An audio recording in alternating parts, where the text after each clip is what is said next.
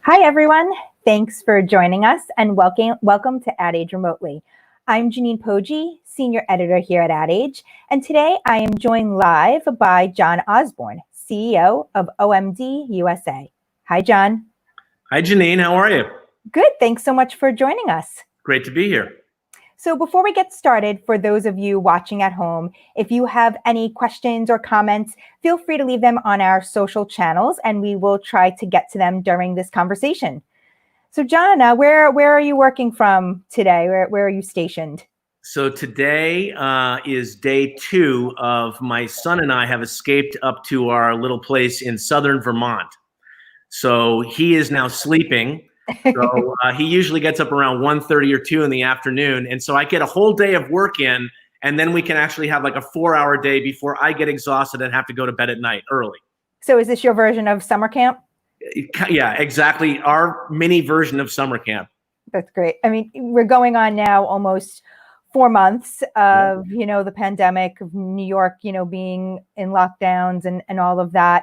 How has OMD pivoted over these last 4 months? What lessons have you learned as we've gone through both the health crisis and also the fight for social injustice?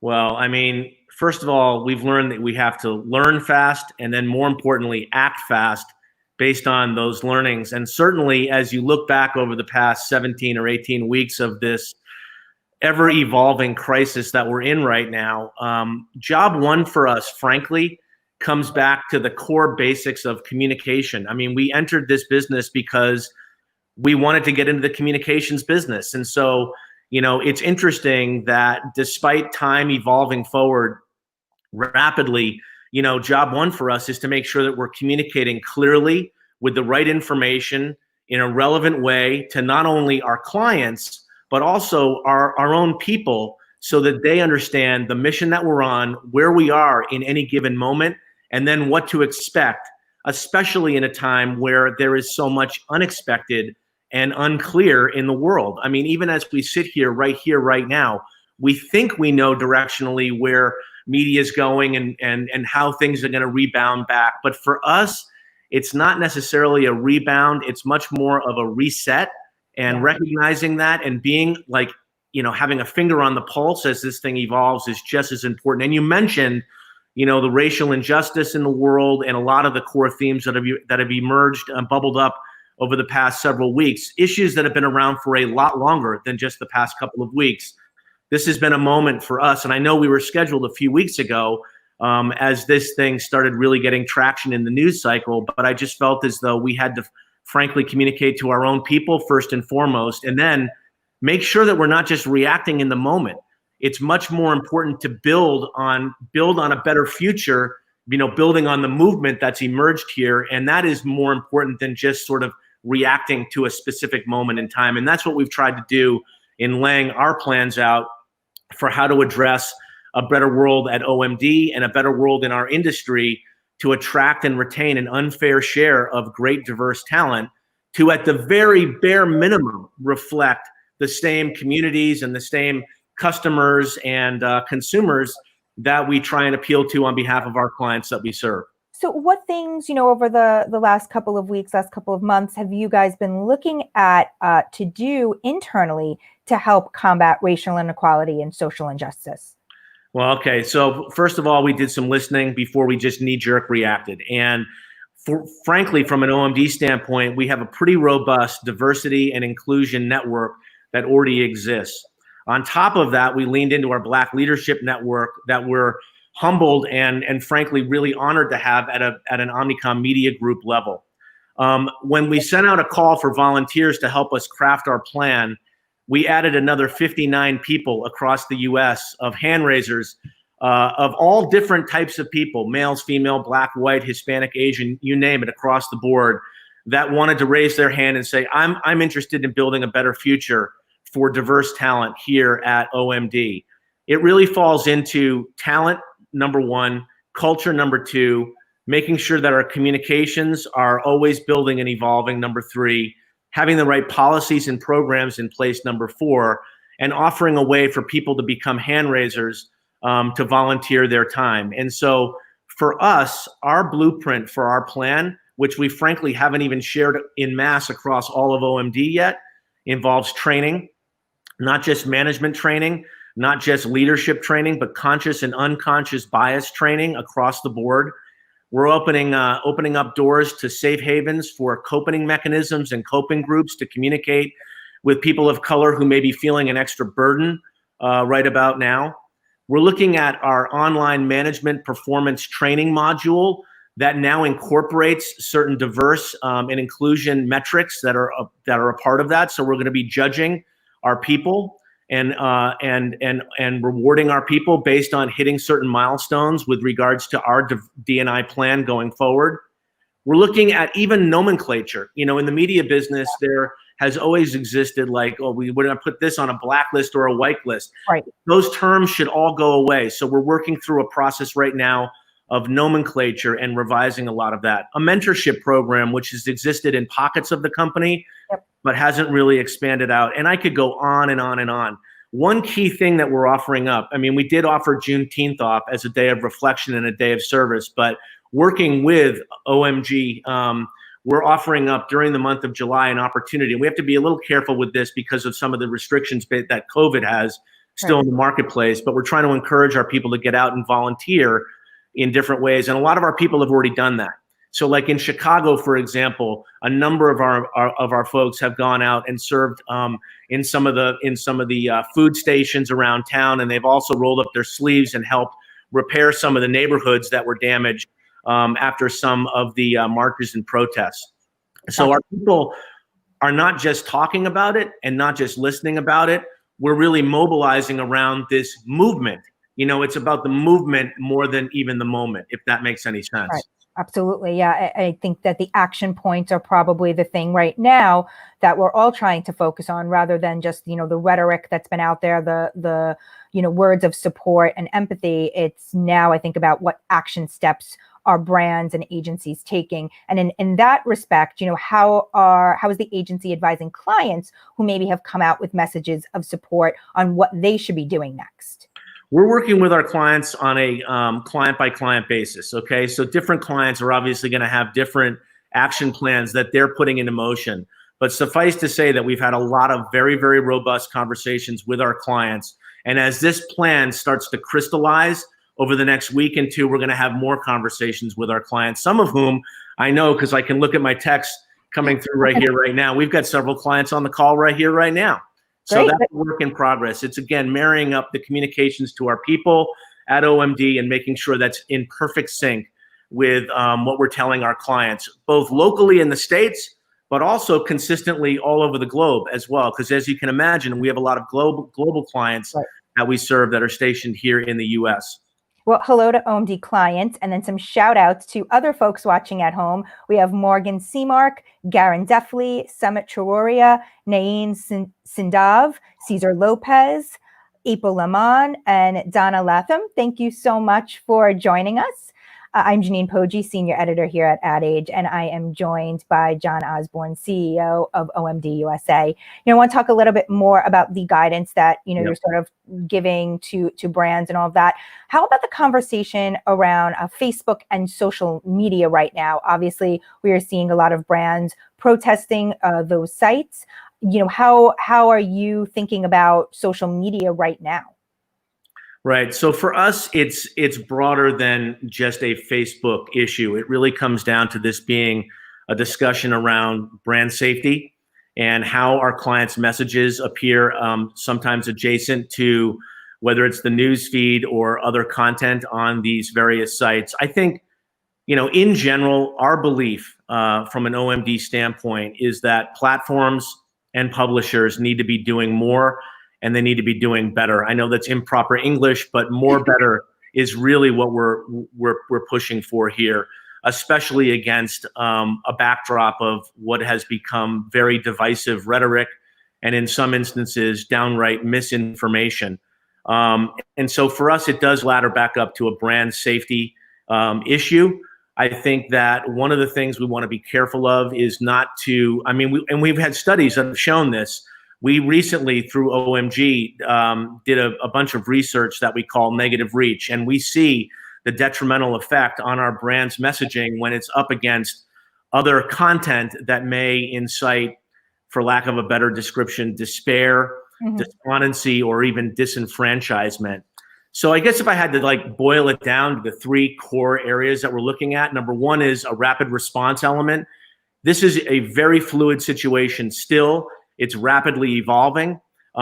We are having active conversations with not just Facebook, but all of the various platforms and the brands out there.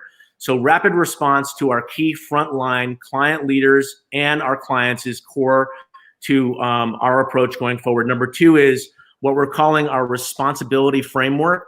So this goes beyond transactional elements of things like price and access. It's sitting down with our clients to understand what's their appetite and interest and what's their understanding of their own responsibility framework. How does it ladder back to their brand values, their company values, their corporate ethics? And how does that jive with the relevancy and the messaging that they feel comfortable with going forth on these various platforms? But having a real clear understanding of what that framework is will help guide us in these decisions. Because I feel like even in my 3 years that I've been in the media part of the marketing business in general, this has been a bit like Groundhog's Day. I mean, there have already been 3 of these instances that have popped up. It wasn't that long ago that we were talking about this very same issue on another platform. Yes. So why reinvent the wheel each time? Let's develop a framework for our clients, and that will help guide our decisions. And the third, frankly, just to bring you a little bit inside, behind the curtain at OMD, this is about constantly educating our people on what developments and innovations are coming up with these platforms. We happen to work with a number of platforms that are doing amazing things to help safeguard brand safety and make sure that clients understand very clearly, what they're getting into if they do decide to advertise on these various platforms. So for us, it's not a discussion as much as, boycott or not boycott. It's just making sure, as we always do, we're helping our clients make the best decisions possible, make the best decisions faster on behalf of their businesses. So what do you think needs to change on these platforms, whether it be Facebook or other social platforms, to help build, brand safety trust and confidence in these platforms? I think we just need to encourage more dialogue, more understanding, and more of a two-way street. I think the platforms, from what I hear, are very interested in hearing about the pain points from our clients and vice versa. And that's not something that can be solved in a couple of hours in one afternoon by flicking a light switch and all of a sudden, everything's going to be super clean, super clear, and super understandable. I think it's ongoing education. It's that responsibility framework. And I think it's about rapid response. Those are the core things that we're leaning on right now with our clients. In the interim, are there places where money is being diverted, or are there platforms that are getting it right that brands feel more confident in placing their dollars right now? I'm not going to talk about one silver bullet, but in general, it is a very rich world that we can lean into. It's not like you have to be on this platform or that platform. Usually it's a balance of a lot of different factors that go into it all, but there's a lot out there that we can pick and choose from. I'll leave it at that. Okay. Obviously we're talking about as the country is slowly opening up, how is the mood shifting for brands and what brands' role is in the current environment? Early on, we very much saw brands come out with their advertising, sort of showing support, saying, we're with you, we're all in this together. That seems to be changing a bit. What is the mood and the responsibility of brands at this point? I think to answer that question, we have to kind of pull the aperture back from looking at it through the lens of the advertising world, or even, dare I say, the world of brand A or brand B. It really falls back to how are our consumers feeling. Madison Avenue follows Main Street is what we always like to say. And I think, first and foremost, consumers out there, while there is a bit of silver lining on some of the research that we've done that I'll get to in just a second. But in general, people are still fearful. Nothing breeds fear more than uncertainty. And even today, as we sit here and we have this lunchtime conversation, there's a lot of uncertainty in the world. Sports is coming back, but we're being cautiously optimistic. That could change as spikes happen across the country.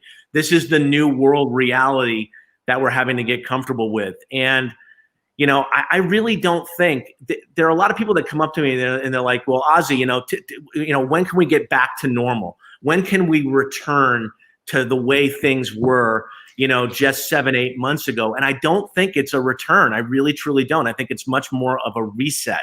And some things are going to be forever changed. And I'm reminded of, I've spent a lot of time in and around New York City, but this was a little bit before my time. But when he was mayor, Ed Koch, he used to love walking around the streets of New York. And on this particular moment, he was walking on the Brooklyn Promenade, and a woman came running up to him and shook his hand and said, Mr. Mayor, Mr. Mayor, Mr. Mayor, please make New York just like it used to be. And he looked at her and he said, ma'am, it never was like what you think it was. It's like the frame that we view the world in is not going to be exactly as it was before. It's going to be a total and complete reset. And you have to look at the broader dots on the constellation.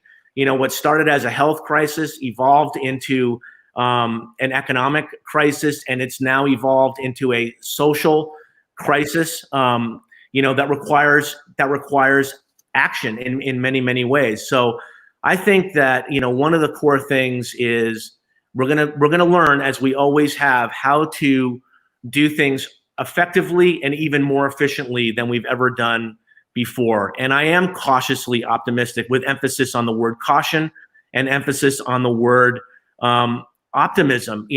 I mentioned that research study that we just completed, and we are seeing some improvements in perceived strength of the economy. So that's a good barometer right there, as well as a slight decrease in anxiety over personal finances. And we might have a false buoy here. We have to make sure that's not the case. But there does seem to be a bit more optimism in the pipes, whether you think of it economic pipes, our brand enthusiasm, different metrics, across the board. But we are seeing signs of optimism. How does this reset apply to going back to the office? What are plans there? Is OMD, opening up? Do you have people going back to the office yet? And what might that look like, over the next couple of months? So one of the things that, I'm the captain of 195 Broadway, and I've got fellow captains that oversee facilities in these other cities. So one thing we've realized is that this is not a one shoe size fits all kind of an approach. We really have to seek the guidance from local authorities. So sometimes it's the governor, sometimes it's the mayor, sometimes it's someone else. But, it's safe to say that what's happening in LA is very different than what's happening in New York right now. That's very different than what's happening down in Dallas or Charlotte, or we've got people down in Miami or Atlanta. So what we're trying to do is, every single week we've gotten into a nice cadence of communicating. One of the things we do is we do this all hands call on Thursday. And I think our people, we've got about 1,400 people across the US for OMD. Everybody gets used to getting on this call, and we talk about everything, the good, the bad, and even the ugly. We talk about the good things that are happening. We talk about the tough challenges. And in a way, it's really brought us together, even though physically we're not together, but certainly in spirit and in emotion and in our values, it's definitely bound us together in a much bigger way than ever before. So what we're telling our folks is, we're going to give you guidance several weeks out, when we think, based on local authorities giving their guidance, that we think it's, number one, safety first for everyone to come back. Number two, do it responsibly with the right things in place. So deep cleaning the office, lots of cleaning supplies, so on and so forth, and the right policies, mask wearing where appropriate, and so on and so forth. And we're going to do it together. So the only way we'll be successful is we keep safety first, we're responsible to all, and last but not least, we do it together. Why do we say we're going to do it together? Because if one person falls off that bicycle, it can have an effect that could really damage the successful reopening for absolutely every single person. The actions of an individual can have a profound effect on everybody. So as we are talking right here, right now, there is not a concrete date, but I feel as though we're very soon to announce a date when we will begin to go with phase one in our bigger offices. And phase one would not be mandatory. It would be completely opt-in, and it would be kind of what I would call a soft launch, just so that we can begin the process of getting people back to work. Now, some may say, why even go back into the office? Well, we happen to work in a business where still today, despite the fact that we've come together, as I said, in new and more powerful ways, the idea of media planning, soup to nuts through the entire funnel, there is an element of collaboration when you're sitting around that communal circle table that actually does help facilitate that process.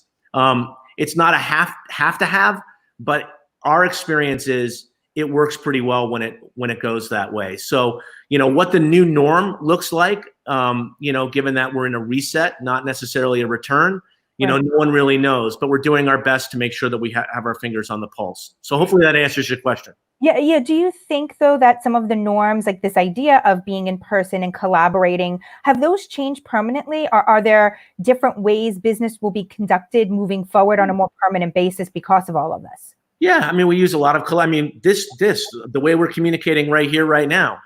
Some people said, like, if we were discussing this a year ago, probably people would have poo-pooed, like, oh, you can't have an experience using a video call that even captures any emotion whatsoever. I would beg to disagree. We've had some pretty emotional conversations with lots of people. Sometimes when people get knocked down and we have to help them back up, other conversations have been more difficult, and a lot of conversations have been celebratory and everything in between. So actually, different tools and different platforms have come in to play much more than they ever were before that can help us, make better decisions faster. That's our mantra. We're gonna keep hammering that home, make better decisions faster on behalf of our clients. So new tools and platforms have definitely helped in our ability to communicate with each other and with our clients. What do you think are maybe more of the long-term impacts of COVID-19 and the implications of, the fight for racial justice on the ad world overall? That's a really, really great question. And I think that, I think again, it comes down to, listening and understanding and having the right empathy. I think for us, we work in a business where so often it comes down to the hard, cold data. And I think that that's a really important piece of input that really helps guide a lot of our decisions. But just as importantly is this sometimes misconstrued, fluffier element, which is called empathy. And make no mistake about it, empathy really helps guide us from a contextual standpoint, a relevancy standpoint, and it is just as important as some of the data inputs that we have. So if we've learned one thing, it's just not to forget that we're in a people business, whether we're talking about our customers or our consumers, whether we're talking about our employees or whether we're talking about our clients, and that we've got to make sure that we're understanding, what we're trying to achieve through an empathetic lens in addition to a data lens. Why do you think that part is sometimes or oftentimes forgotten about in the industry? I don't know. I really don't know. I'd love to hear what maybe some of the viewers and some of your followers feel about this. I don't have the perfect answer. You're right. The idea of it being a people business is very much what's always said. That has always been, the rhetoric used. But I think sometimes people are forgotten in the conversation. So I think that point that you made is an important one. I think it's also even in looking at the last 17 weeks, if you really dissect how this crisis has evolved, I don't want to get too clinical here. First of all, I'm not a clinician, but literally, at first it was like, okay, we're going to all stick together. It's like summer camp. It's new. It's different. Then it was like Zoom fatigue. Then it was like, oh my God, the pressure on working parents. We've got to help our working parents. Then it was like the cold, hard reality of the economic fallout on second quarter. Then it was the third quarter. Then it was like, we got to re-engage with our clients. Well, clients appreciated that, as long as we weren't like a dog on a pant leg, pulling at them because they've got like 1,000 things going on. Then it was the social crisis and the racial injustice. We focused on that. It's been various stages, but we work this business has always thrived on sort of whipsawing to the shiny new object or the this thing or the that thing. And I think making sure that at the end of the day, we're taking a fair and balanced approach to making sure that we don't throw the baby out with the bathwater, that some of the fundamental elements are just as important as they always were. Right. Might I say, even more important in a time like this where there's so much uncertainty and frankly, so much fear. Yeah, I actually want to go back because you said it seems like the industry has been good at following the next thing. So how then do you both internally and hope the ad industry won't shift away from this conversation around racism in the industry and how, that needs to change when the next thing inevitably does happen?